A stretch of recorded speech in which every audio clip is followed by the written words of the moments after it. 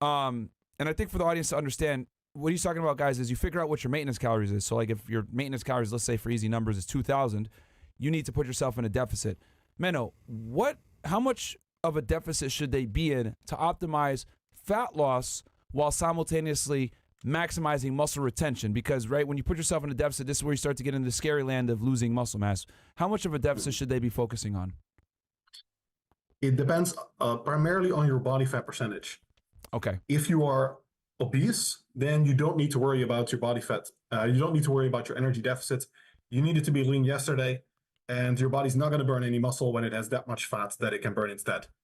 If you're overweight, don't push it to extreme levels. Like 50% is very aggressive, for example. Mm-hmm. Most people never end up in that much of a deficit anyway, so it's still not a big deal. And when you get to some athletic body fat levels, and there are a couple studies on this by Garf et al., for example, from Norway, and they found that in athletes, so people, healthy body fat percentage, not overweight, not necessarily bodybuilder ripped, but just healthy body fat range, then most people want to be in like a 20% deficit. Because if you still diet very aggressively, then you're just going to end up losing a lot of muscle. In general, you cannot go wrong taking it slow with more of a lifestyle perspective, because then, you'll lose all fat and maybe you'll recomp a bit as well. But if you want to optimize things, nobody likes dieting, so might as well get it over with. Then for many people that are at a healthy body fat level and they just want to get a six-pack, for example, then 20% is usually an approximate ballpark figure that works for many people. Okay, so 20%. So let's say their maintenance calories is, for simple numbers, 2,000. Should they be pretty much going in a 200 to 300 calorie deficit, if I'm not mistaken? Yeah, so you'd be like 1,600 calories in that case. That could be the case for a woman. Guy with 3,000, or beginner at indeed 2,000. Then you're looking at, say, 1,600. For a more advanced guy, you're looking at like 3,000 maintenance maybe, and then 2,400 for the diet. Okay. And that's every day to hit that number?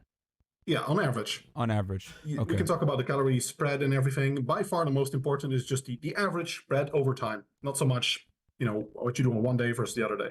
That is so important. And real quick, because I've talked about this before, and I'm really glad that you mentioned that. A lot of people tend to worry about, okay, I need to be in a calorie deficit every single day, which obviously is important, and you should do that. But should people really be focusing more on like being in a calorie deficit for the week versus being in a calorie deficit for every single day? Because, people might get anal, might cause, them to get anxiety, go crazy. Should they be focusing more on like, all right, as long as I'm in a calorie deficit overall on average for the week, for the month, etc., is that what they should be focusing on more? Yeah, for sure. It's like money. Dieting is a lot like spending money or trying to save money. How much you spend on a single day, it's not so important. You have a certain salary per month even, or per week, per month. And that is basically what you have to spend. If you want to save money, you need to be under that, or you need to be under your salary in terms of your expenditures, right? So it's the same with dieting, that you have like an energy expenditure for the week as a whole. And if you're under that, then your body has to get rid of some energy. You have a lot of flexibility in how you distribute that across your days. So it's the long run average energy expenditure and average intake. The balance between those, that determines whether the body has to burn energy or whether it's going to store energy. Okay. So baseline, put yourself in about a 20% calorie deficit. And then if you're, with a higher body fat percentage, you're obese, you can go up to, what would you say is the max range that they could go up as far as deficit goes without messing themselves up? As obese, you don't have to worry about it. Just get your protein in and do strength training. Don't deprive yourself of essential nutrients. Yeah. And other than that, most research finds that the more of a deficit you can achieve, the faster you lose fat. Okay. So would 30% be appropriate for maybe someone that's obese out there watching? Yeah. Basically, I would say as much as you can sustainably implement in your lifestyle. Gotcha. To maintain the deficit long term and not go crazy with cravings and binges. Okay. Can you talk about, since we're on the topic of weight loss, can you talk about the importance of protein intake and it's in that in comparison to other macronutrients like carbohydrates and fat? Because a lot of people tend to, maybe cut carbs altogether. They don't prioritize protein. Can you talk about how important of a macro protein is? Protein is extremely important. I co-authored the latest meta-analysis, or one of the latest, on the requirements for strength trainees and the effect on lean body mass development. And it's huge. In terms of protein, compared to the other macronutrients, the other macros don't actually matter that much at all. But protein has a huge effect because protein is what your body needs for, well, not just muscle mass, but for almost anything.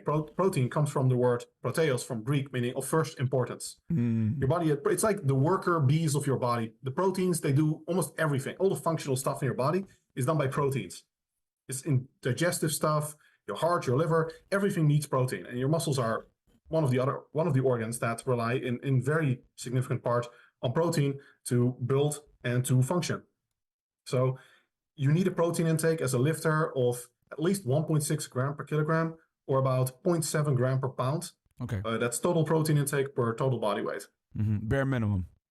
Yeah. Bare minimum. So 0.7 per pound, 0.7 grams per pound of body weight, or you said 1.6 per kilogram? Yeah. Roughly, for my European people out there. Yeah. Now, so I guess we can get into the diets, right? A little bit here.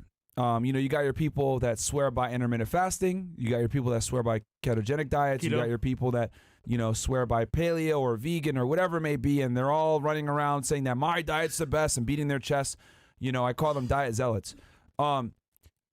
If you equate protein, right?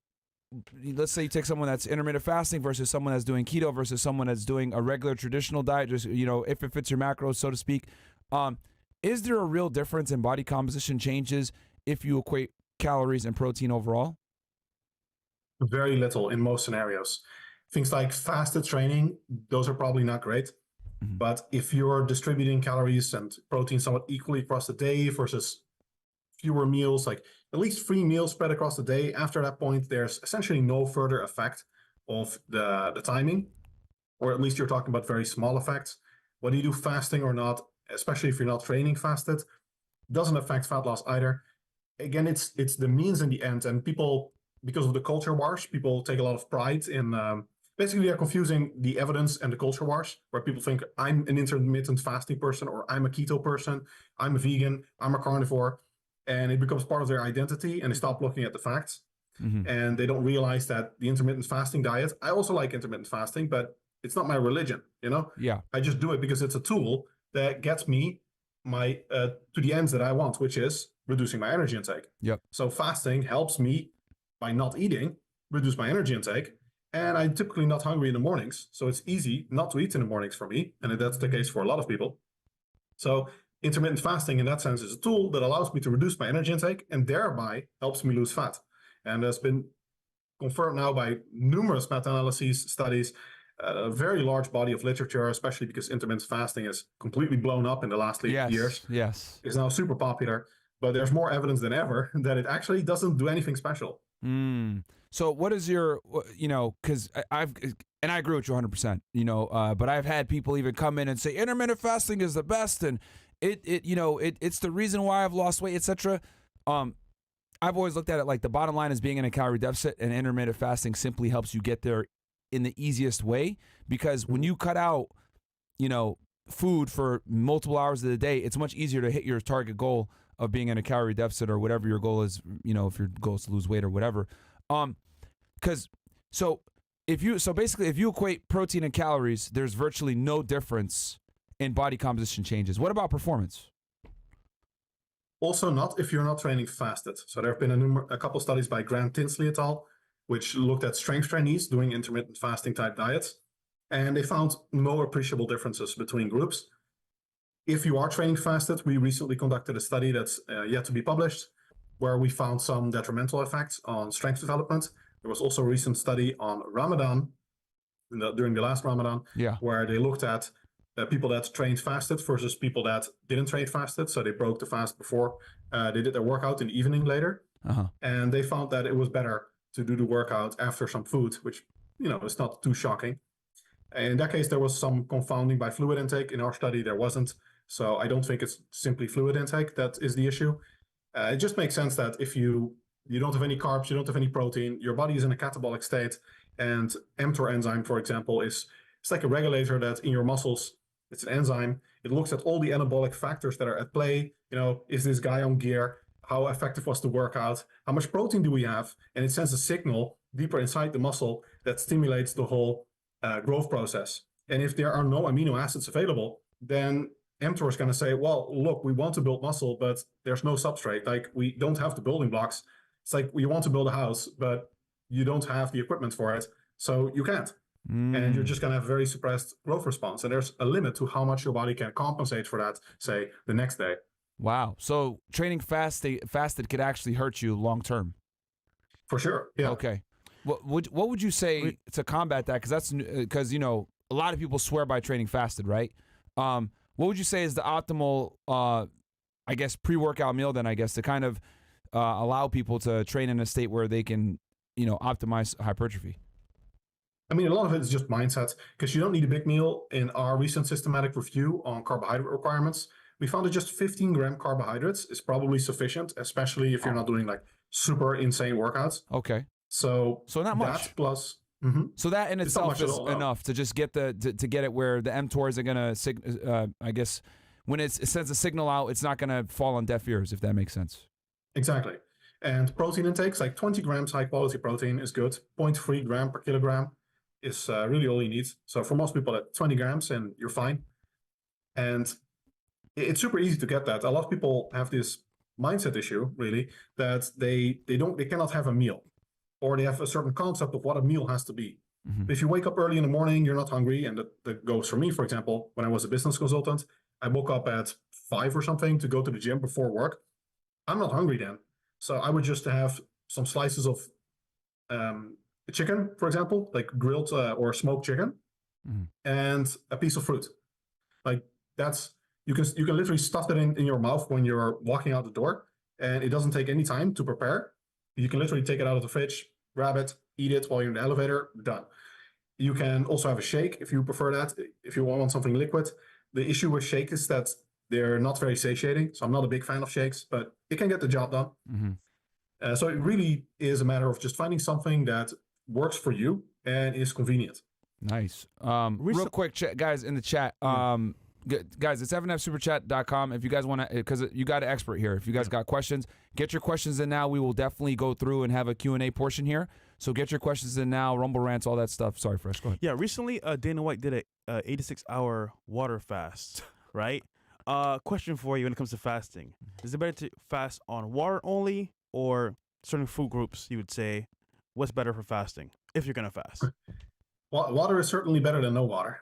But in terms of food, 6 to 8 days is way beyond what's scientifically considered even remotely optimal. Right. Because you don't have protein intake during those days. There's a concept in science called a protein-sparing modified fast. And that's basically the entirely superior version of complete fasting. It means that you essentially minimize your energy intake, but you do get your protein in. And if you get your protein in, then your body has the means not to lose muscle. And then you can still have a super high energy deficit. And here's the kicker. You're actually going to lose more fat with the protein-sparing modified fast than a complete fast. Because the energy that you consume from the protein, now in theory, at least, if you consume just protein, in practice, you'll also have some other nutrients, but let's say theoretically, you really only consume pure protein. What is your body going to do with that protein? Well, up until the requirements, it's going to stimulate muscle protein synthesis. That is going to stimulate energy expenditure because it costs energy to build muscle proteins, to build all types of proteins. So what happens is that none of that energy that you consume from protein is going to be used for gaining fat. None of it's going to be used for energy as long as you're not consuming excessive protein. It's going to be used to fuel muscle protein synthesis. Your energy expenditure goes up and your effective energy intake doesn't go up because all of that energy is used for MPS, for muscle protein synthesis, rather than for fat storage. So you actually lose a little bit more fat and your muscle retention is way better and you're not starving as much and it's better for your health and you get essential nutrients in. So PSMF, protein-sparing modified fast, is simply completely superior from a body composition point of view than actual complete fasting, like not eating anything, regardless of whether you're consuming water. And that was a very polite way of saying that it's bullshit. You know, obviously he's keeping it scientific, but, you know, I've always been extremely critical of these water fasts, these stupid-ass long-term fasts. I've always said that they're not optimal if your goal is to, you know, build an aesthetic physique. And what, I guess, Menno, what is up with the explosion of these fad diets, you know, of people, you know, I'm not going to eat anything for days, or I'm going to be on a snake diet, or I'm not going to do a water fast, or I'm not going to eat any carbohydrates. Like, why have these ridiculous diets become so popular versus just simply tracking your calories and getting adequate protein? I mean, people like new things, people like magic fixes, people like ideas that aren't complicated and they feel some hack. They don't want to learn about calories. They don't want to do the hard work. They don't want to go to the gym. There's a difference between people like to hear and what people need to hear. Yeah. And with fitness, that is extremely true. Now, if I had to throw a bone to the fasting crowd, I would say that the fasting crowd has taught us that the body can fast for much longer and function effectively for much longer than the mainstream believes. Because if you ask anyone in Gen Pop, okay, how long do you think you could go without any food and still perform fine on an IQ test or do your job and those kind of things? Many of them would probably be like, oh, a couple hours, my brain starts to suffer, I get hangry and whatever. And no, it's not a couple hours, it's a couple days at least. So, and it can be weeks and months even. I think the longest therapeutic fast on record is about a year. It's 365 days or something. Wow. That is with some essential nutrients supplemented, I think, but no real energy intake to speak of. So if you're morbidly obese, there is a lot of energy stored and the body can use that very effectively. So that's the only thing I think I would say is good that we can learn from that movement. But yeah, it's not optimal at all. Good to know. So what are your thoughts on people that restrict carbohydrates from their training? Are they shooting themselves in the foot? Is that optimal to getting shredded quickly? What are your thoughts on that? I wouldn't recommend not having any carbs pre and post workout, but we recently did a systematic review where we found that, like I said earlier, you only need about 15 grams of carbohydrates before the effect on performance becomes moot for the vast majority of trainees. Okay. So you need a little bit, but you really don't need much. And your total caloric intake also, or your total carbohydrate intake across the day and across time, for most trainees that are just doing strength training a couple times a week or even daily, is not very important. Your body can very adequately resynthesize the glycogen, which is the stored form of carbohydrate in your muscles, very effectively via other mechanisms. So you don't need to load it with carbs, which was the kind of the previous bro idea. And what endurance trainees do actually need to do, because they burn way more carbs than strength trainees. What do you think? So we talked about adequate protein intake. What about adequate carbohydrate intake to maximize gains?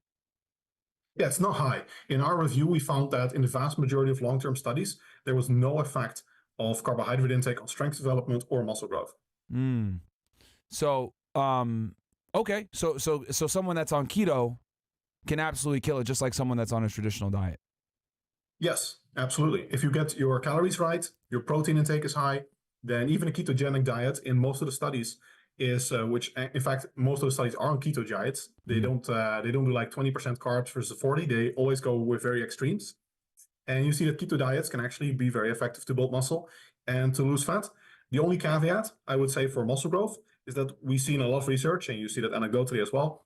If you're on a keto diet and you want to build muscle, it can actually be a little bit overly hard to get all of your energy in, so all of your calories in. Because if you have to bulk on 4,000 calories or higher of protein only, that's tough. Yeah, just protein and fat, that's just difficult. Yeah. You're gonna be drinking olive oil or some shit. Yeah. Because foods that are typically protein dense are very satiating, like chicken and fish and all this other stuff. Like you can only eat so much of that stuff, and it's low calorie, so you're gonna be full all the time doing that.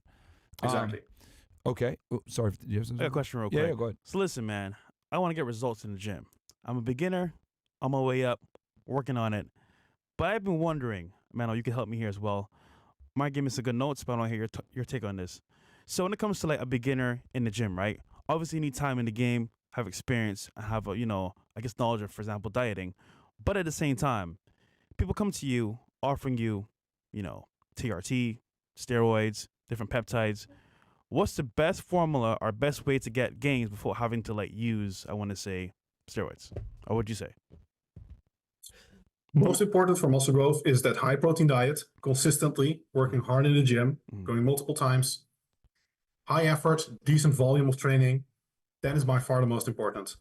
And I would say for the vast majority of trainees, the biggest problem with going to peptides or steroids, most peptides don't even work, but steroids or anything, is that if you don't have the basics right, then steroids are actually not going to do as much for you as you would think. Nope. Yep.